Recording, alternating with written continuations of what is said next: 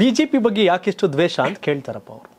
ನೀವೇ ಸರ್ವ ಜನಾಂಗದ ಶಾಂತಿಯ ತೋಟ ಅಂತ ಇದೇ ಕುಮಾರಣ್ಣ ಅವರು ಕಾರ್ಯಕ್ರಮ ಮಾಡ್ತಾರೆ. ಮೂರ್ ಕಡೆ ಕಾರ್ಯಕ್ರಮ ಮಾಡ್ತಾರೆ.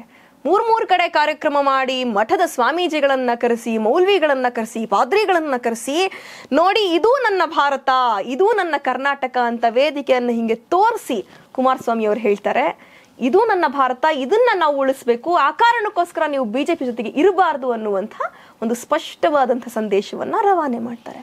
ಅಣ್ಣ, ನೀವೇ ನಮ್ಮ ಮನ್ಸಲ್ಲಿ ಹಾಕಿದ್ದು ಅಣ್ಣ, ಬಿಜೆಪಿ ದ್ವೇಷ ಹರಡ್ತಿದೆ.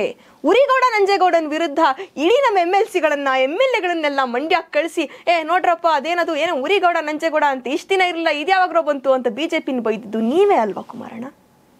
ಮುಸಲ್ಮಾನರ ಹಕ್ಕುಗಳನ್ನ ಕಿತ್ಕೊಳ್ತಿದ್ದಾರೆ ಅಂತ ಹೇಳಿ ಎಂತೆಂಥ ದೊಡ್ಡ ಕಾರ್ಯಕ್ರಮಗಳಲ್ಲಿ ನೀವು ಭಾಷಣ ಮಾಡ್ತೀರಾ ಬಿಜೆಪಿ ಬಗ್ಗೆ. ನೀವು ಹೇಳಿದ್ದನ್ನೇ ನಾವಿವಾಗ ಕೇಳ್ತಾ ಇದೀವಿ ಅಷ್ಟೇ. ಇಂಥ ಒಂದು ಪಕ್ಷದ ಜೊತೆಗೆ, ನೀವು ದ್ವೇಷ ಮಾಡಿದ್ದ ಪಕ್ಷದ ಜೊತೆಗೆ ನಿಮ್ಗೆ ಹೋಗುವಂಥ ಅವಶ್ಯಕತೆ ಏನಿತ್ತು? ಹೆಸರಲ್ಲೇ ಜಾತ್ಯತೀತ ಅಂತ ಇದೆ. ನಿಮ್ಮದು ಜಾತ್ಯತೀತ ಜನತಾದಳ. ಬಿಜೆಪಿದೇನ್ ಸಿದ್ಧಾಂತ? ಜಾತ್ಯತೀತನಾ? ಧರ್ಮಾತೀತನಾ? ಅಲ್ಲ. ಒಂದು ಧರ್ಮ ಒಂದು ರಾಷ್ಟ್ರ ಅನ್ನುವಂಥದ್ದು ಬಿಜೆಪಿಯ ಸಿದ್ಧಾಂತ. ನಿಮ್ಮ ಸಿದ್ಧಾಂತಕ್ಕೂ ಅವರ ಸಿದ್ಧಾಂತಕ್ಕೂ ಆಕಾಶ ಭೂಮಿಯಷ್ಟು ವ್ಯತ್ಯಾಸ ಇದೆ. ಇಂಥದ್ರಲ್ಲಿ ನೀವು ಹೋದಾಗ ನಿಮ್ಮನ್ನು ಖಂಡಿತವಾಗ್ಲೂ ಕೂಡ ಅಪೋಸ್ ಮಾಡ್ಲೇಬೇಡ. ಶೀಘ್ರದಲ್ಲಿ ಬರ್ತಾರೆ, ಬಟ್ ಬಂದ್ರು ಪಕ್ಷ ವಿಶ್ವಾಸ ಇಲ್ಲ.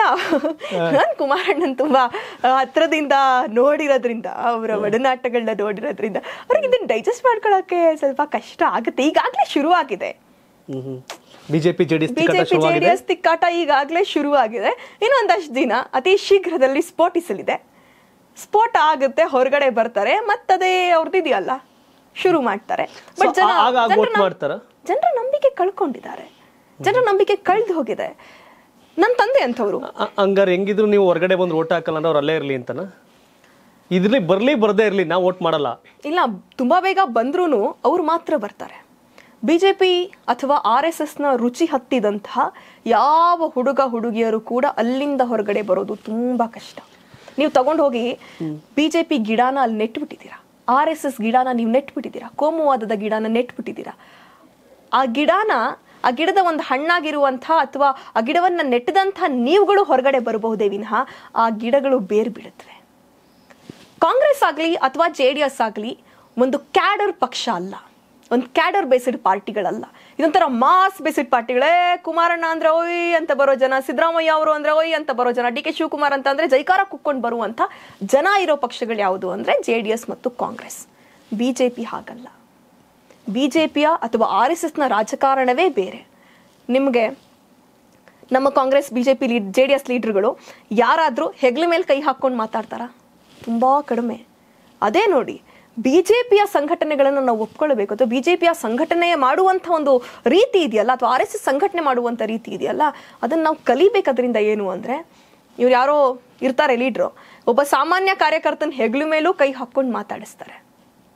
ಇವತ್ತು ನಮ್ಮ ಹುಡುಗರಿಗೆ ಅಥವಾ ಯೂತ್ಸ್ಗಳಿಗೆ ಬೇಕಾಗಿರೋದೇನಂದ್ರೆ, ನಾಳೆ ಬೆಳಿಗ್ಗೆ ಪೇಪರಲ್ಲಿ ನಂದೊಂದು ಫೋಟೋ ಬರಬೇಕು. ಬಿಜೆಪಿ RSS ಏನು ಮಾಡುತ್ತೆ ಅದಕ್ಕೆ ಅಂದರೆ, ಪಕ್ಷವಾಗಿ ಪೇಜ್ ಪ್ರಮುಖ ಅಂತ ಮಾಡುತ್ತೆ, ಸಂಘಟನೆ ಆಗಿ ಅವನಿಗೇನೋ ಒಂದು ಪೋಸ್ಟ್ ಕೊಡುತ್ತೆ. ಒಂದೊಂದು ಹಳ್ಳಿಯಲ್ಲೂ ಒಂದೊಂದು ಬೂತ್ನಲ್ಲೂ ಕೂಡ ಸಂಘಟನಾತ್ಮಕವಾಗಿ ಬಿಜೆಪಿ ಮತ್ತು RSS ಯಾವ್ಯಾವ ತರಹದ ಕೆಲಸವನ್ನ ಮಾಡಬೇಕು, ಯಾರ್ಯಾರನ್ನ ಮುನ್ನೆಲೆಗೆ ತರಬೇಕು, ಈ ಯೂತ್ಸ್ಗಳಿಗೆ ಒಂಚೂರು ಜೋಶ್ ತುಂಬಬೇಕು ಅಂದ್ರೆ ಏನು ಮಾಡಬೇಕು, ಇವೆಲ್ಲವನ್ನ ತುಂಬಾ ನೀಟಾಗಿ ವ್ಯವಸ್ಥಿತವಾಗಿ ಮಾಡ್ತಾರೆ. ಈಗ ಒಂದೂರು ಅದೊಂದು ಬೂತಲ್ಲಿ ಒಂದು ಕಲ್ಯಾಣಿ ಇದೆ, ಆ ಕಲ್ಯಾಣಿ ಕ್ಲೀನ್ ಮಾಡಿಸಿರೋ ಫೋಟೋ ಹಾಕ್ತಾರೆ, ಆ ಫೋಟೋ ತಗೊಂತಾರೆ, ಆ ಫೋಟೋ ತಗೊಂಡು ಇವತ್ತು ಮೀಡಿಯಾಗಳು ಯಾರ ಕೈಯಲ್ಲಿದೆ ಅಂತ ಗೊತ್ತು, ಮೀಡಿಯಾಗಳಿಗೆ ಸರ್ಕ್ಯುಲೇಷನ್ ಮಾಡ್ತಾರೆ. ನಾಳೆ ಬೆಳಿಗ್ಗೆ ಆ ಲೋಕಲ್ ಮೀಡಿಯಾ ಅಥವಾ ಲೋಕಲ್ ಪತ್ರಿಕೆಗಳಲ್ಲಿ ಆ ಸುದ್ದಿ ಬರುತ್ತೆ. ಆ ಸುದ್ದಿಯ ಕಟ್ಔಟನ್ನ ಮಕ್ಕಳು ಫೋಟೋ ತಗೊಂತಾರೆ, ಸೋಷಿಯಲ್ ಮೀಡಿಯಾಗಳಲ್ಲಿ ಹಾಕೊಂತಾರೆ. ಆ ಮೂಲಕ ನಾನು ಲೀಡರ್ ಅನ್ನೋದನ್ನ ಮೀಡಿಯಾಗಳು ಇವತ್ತು ಮೆಜಾರಿಟಿ ಆಫ್ ಮೀಡಿಯಾ ಕೆಲವೊಂದಷ್ಟನ್ನ ಬಿಟ್ಟು ಒಂದಷ್ಟನ್ನ ಹೊರತುಪಡಿಸಿ ಇನ್ನೆಲ್ಲವೂ ಕೂಡ ಬಿಜೆಪಿಯ ಕೈಯಲ್ಲಿ ಇದೆ. ನೀವು ಅಕ್ಸೆಪ್ಟ್ ಮಾಡ್ತೀರಲ್ವಾ? ಇದನ್ನ ಒಂದು ಪಕ್ಷದ ಕೈಯಲ್ಲಿದೆ, ಒಂದು ಸಿದ್ಧಾಂತದ ಕೈಯಲ್ಲಿದೆ, ಒಂದು ಸಿದ್ಧಾಂತದ ಜೊತೆಗಿದೆ.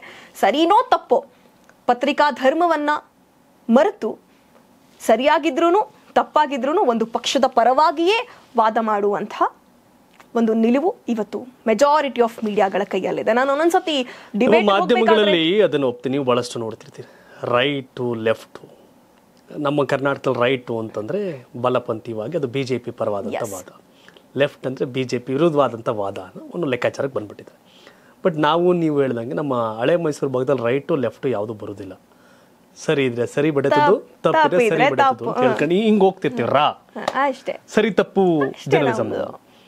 ಬಟ್ ನೀವು ಆಗಲೇ ಒಂದು ವಿಷಯನ ಹೇಳ್ತಾ ಇದ್ರಿ, ಬಿ ಜೆ ಪಿ ಸಂಘಟನಾತ್ಮಕವಾಗಿ ಯಾವ ರೀತಿ ಮಾಡ್ತಿದೆ ಅಂತ. ಅವ್ರಲ್ಲ ಮನೆ ಒಂದು 3-4 ಬಾಗಿಲಾಗಿದೆ ಸ್ಟೇಟ್ ಬಿ ಜೆ ಪಿ. ನೀವು ಅವ್ರ ಲೀಡರ್ಸ್ಗಳು, ನಮ್ಮಲ್ಲೆಲ್ಲ ಲೀಡರ್ಸ್ ಒಗ್ಗಟ್ಟಾಗಿರ್ತಾರೆ, ನಾವು ಕಾರ್ಯಕರ್ತರನ್ನ ಒಗ್ಗಟ್ಟು ಮಾಡ್ಕೊಳ್ಳೋದಕ್ಕೆ ಅಥವಾ ಕಾರ್ಯಕರ್ತರನ್ನ ಸೆಳೆಯೋದಕ್ಕೆ ಕಾರ್ಯರೂಪಗಳನ್ನು ಮಾಡೋದ್ರಲ್ಲಿ ನಾವು ಸೋತಿದ್ದೀವಿ. ಆದರೆ ಬಿ ಜೆ ಪಿ ಆ ತಂತ್ರಗಾರಿಕೆಯನ್ನು ತುಂಬ ಚೆನ್ನಾಗಿ ಹೆಣಿಯುತ್ತೆ. ಅವ್ರು ನೀಟಾಗಿ RSS ಅನ್ನುವಂಥ ಸಂಘಟನೆಯನ್ನು ಅವರು ಬೆಳೆಸ್ತಾ ಇರೋದೇ ಏನಕ್ಕೆ ಅಂತ ಹೇಳಿದ್ರೆ, ಈ ಕಾರ್ಯಕರ್ತರುಗಳನ್ನು ಒಂದು ಹಿಡಿತದಲ್ಲಿ ಇಟ್ಕೊಳ್ಳೋದಕ್ಕೆ. ಅವ್ರಿಗೊಂದು ಐಡೆಂಟಿಟಿ ಇದೆ. ನಮ್ಮ ಹುಡುಗರಿಗೆ ನಾಳೆ ನೀನು ಕಾಂಗ್ರೆಸ್ ಶಾಲ್ ಹಾಕ್ಕೊಂಡು ಹೋಗು ಅಂತಂದರೆ ಹೋಗ್ತಾರಾ? ಹೋಗಲ್ಲ. ನಾಳೆ ಕೇಸರಿ ಶಾಲ್ ಹಾಕೊಂಡು ಎಲ್ಲರೂ ಬರಬೇಕು ಅಂತ ಬರೀ ಒಂದು ಮೆಸೇಜ್ ಹೋದರೆ ಸಾಕು, ಎಲ್ಲರೂ ಬಂದಿರ್ತಾರೆ. ಒಂದು ಶಿಸ್ತು, ಅದು ನಮ್ಮ ವಿರೋಧ ಸಿದ್ಧಾಂತ ಆಗಿರ್ಬೋದು, ಶಿಸ್ತುನಲ್ಲಿಂದ ಕಲಿಬೇಕು ಅಂತ ಹೇಳ್ತೀನಿ. ಸಂಘಟನಾತ್ಮಕ ಚತುರತೆಯನ್ನು ಅವರಿಂದ ನಾವು ಕಲಿಬೇಕು ಅಂತ ಹೇಳ್ತೀನಿ. ಅವ್ರು ಕೆಟ್ಟದಕ್ಕೆ ಸಂಘಟನೆ ಮಾಡ್ತಾರೆ, ನಾವೇನು ಬಡ ಮಕ್ಕಳನ್ನ, ಶೂದ್ರರ ಮಕ್ಕಳನ್ನ ಅವರು ಕೆಟ್ಟ ಕೆಲಸಗಳಿಗೆ, ಕೊಲೆ ಮಾಡೋದಕ್ಕೆ, ಒಂದು ಜಗಳ ಹಚ್ಚೋದಕ್ಕೆ, ಜೈಲುವಾಸ ಅನುಭವಿಸೋದಕ್ಕೆ ಬಳಸ್ಕೊಳ್ತಾರೆ. ಇವೆಲ್ಲವೂ ತಪ್ಪು. ಆದರೆ ಅವರು ಸಂಘಟನಾತ್ಮಕವಾಗಿ ಎಲ್ಲರನ್ನು ಒಳಗೊಳ್ಳುವಿಕೆ, ಎಲ್ಲರನ್ನು ತಗೊಂಡು ಸ್ಟ್ರಾಟಜಿ ಇದೆಯಲ್ಲ, ಬಿಜೆಪಿದು ಸಿದ್ಧಾಂತ ಸರಿ ಇಲ್ಲ, ಸ್ಟ್ರಾಟಜಿ ಸರಿ ಇದೆ, ಸ್ಟ್ರಾಟಜಿ ಚೆನ್ನಾಗಿದೆ, ಸಂಘಟನೆಯ ತಂತ್ರಗಳು ಚೆನ್ನಾಗಿದೆ. ಆ ತಂತ್ರಗಳನ್ನ ಕಲಿಯೋದ್ರಲ್ಲಿ ನಾವು ಸೋತಿದ್ದೀವಿ. ಎಷ್ಟೇ ದುಡ್ಡಿದ್ರೂ ಆಯುಷ್ನ ಕೊಂಡ್ಕೊಳ್ಳೋಕ್ಕೆ ಸಾಧ್ಯನೇ ಇಲ್ಲ. ಆರೋಗ್ಯ ಸರಿ ಇದ್ರೆ ಆಯುಷ್ ಗಟ್ಟಿಯಾಗಿರುತ್ತೆ. ಆರೋಗ್ಯ ಸರಿ ಇರಬೇಕು ಅಂತಂದ್ರೆ ನಿಮ್ಮ ಅಡುಗೆಯಲ್ಲಿ ಪ್ರತಿದಿನ ಜೀನಿ ಗಾಣದ ಎಣ್ಣೆ ಬಳಸಿ. ಜೀನಿ ಗಾಣದ ಕಡಲೆಕಾಯಿ ಎಣ್ಣೆ, ಕೊಬ್ಬರಿ ಎಣ್ಣೆ ಎಲ್ಲ ಮೆಡಿಕಲ್ ಶಾಪ್, ದಿನಸಿ ಅಂಗಡಿ ಹಾಗೂ ಸೂಪರ್ ಮಾರ್ಕೆಟ್ಗಳಲ್ಲಿ ಲಭ್ಯ.